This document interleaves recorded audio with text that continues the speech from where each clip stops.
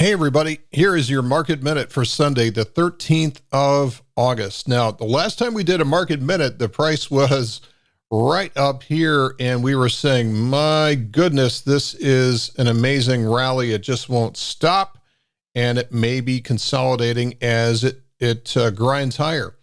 And so finally, markets relented and the news came along just in time to meet the needs in the market, and we've seen a drop here about 3% or so on the S&P, a little bit more than that on the NASDAQ.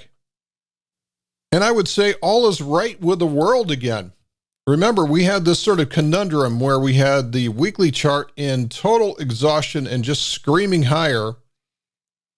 And then you had the smaller time frame chart, the daily chart over here, absolutely wound up. Just completely wound up with a super high energy peak. So when that happens, the daily chart wants to go somewhere. It's been consolidating, it's done the heavy lifting, it's ready to go. It doesn't care whether it goes up or down.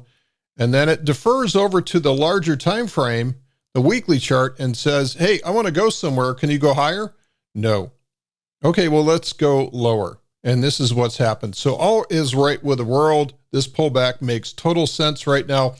The price is coming down to what we call a swing test. So this is former resistance, boom, becomes new support from the upside on a test from the upside.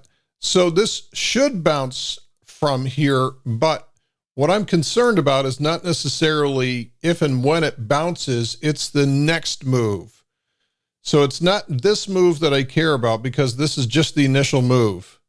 If this is going to turn into something more serious, if this is going to turn into a larger correction, a full 10%, which would drop the price down to here somewhere, then this is what we're going to have to look for. We're going to have to look for the reversal moving into larger time frames. And the way that that happens, the way that propagates, is if we do get a bounce, and that bounce only goes up to a lower high, and then that lower high becomes a bull trap, traps everybody buying the dip, and then undercuts the lows. This would be an undercut below 4,400. And then this is where things tend to get away. And this is somewhat what we saw back here in April of 22. We saw the initial move happen, and then we saw a lower high setup, and that was sort of the warning shot, and then we rallied up to a lower high. That became an important lower high. So it's always the transition from an uptrend into a series of lower highs, lower lows that we have to watch for. So again, my point here is that it's not necessarily important what happens on this first pullback. There will always be a bounce. There's too much sideline money for a bounce not to occur, and two-way tape will always happen. But it's what happens on that bounce and whether it creates a higher high and reconfirms the uptrend, or whether it prints a lower high and rolls over into a downtrend.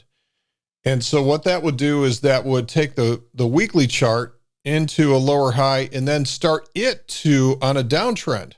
Right now it's an uptrend on the weekly chart. So a lower high, lower low combination on the weekly chart turns that into a downtrend. And then that begins a monthly pullback. So you can see how this thing all propagates and it sort of unfurls, starting with what happens in the smaller time frames. So again, this pullback, no big deal. This is exactly what it should be doing. If the price pulls into a lower high and rolls over from there, which would take a week or two to occur, then we know that there's something more serious afoot. But for right now, business as usual. This is exactly what the market needs to restore the uptrend. That's it for today's Market Minute. Have a great week. We'll see you in the next one.